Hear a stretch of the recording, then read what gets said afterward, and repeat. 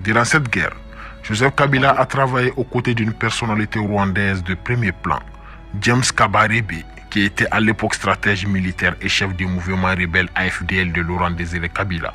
James Kabarebe souhaitait que le jeune Joseph, alors âgé de 25 ans, participe aux opérations militaires menées par les forces de l'AFDL sur le sol congolais.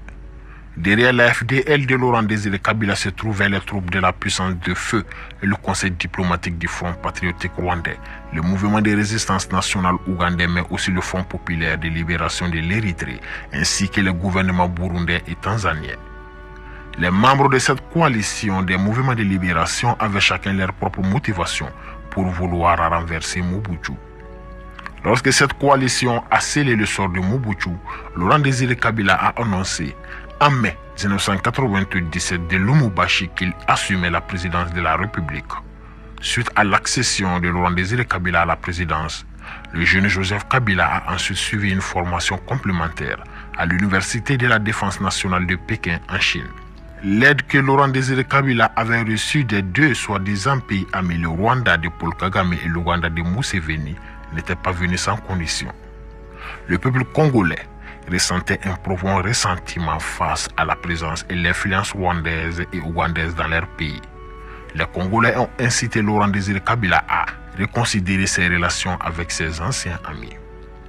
Dans un contexte de détérioration des relations avec le Rwanda, le président Kabila a démis James Kabarebe de son poste de chef d'état-major de l'armée et a ordonné aux soldats rwandais de quitter la RDC.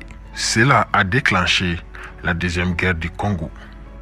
Dans les mois suivants, la RDC a été divisée en deux zones, l'une dirigée par Laurent Kabila avec le soutien des forces armées du Zimbabwe, de l'Angola, de la Namibie, du Tchad et du Soudan, et l'autre par la branche armée ougandaise et burundaise.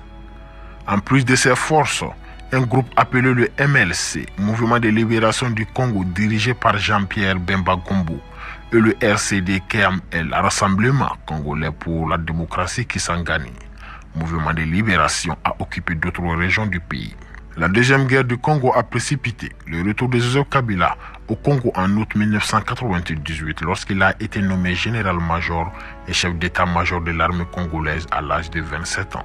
Sa promotion rapide a surpris beaucoup compte tenu du temps très court qu'il avait passé dans l'armée. Il a été l'un des principaux commandants militaires pendant la deuxième guerre du Congo. La vie de Joseph Kabila a radicalement changé au début de 2001. Le 16 janvier 2001, son père Laurent Désiré Kabila était assis dans son bureau au palais à Kinshasa lorsque l'un de ses gardes du corps lui a tiré dessus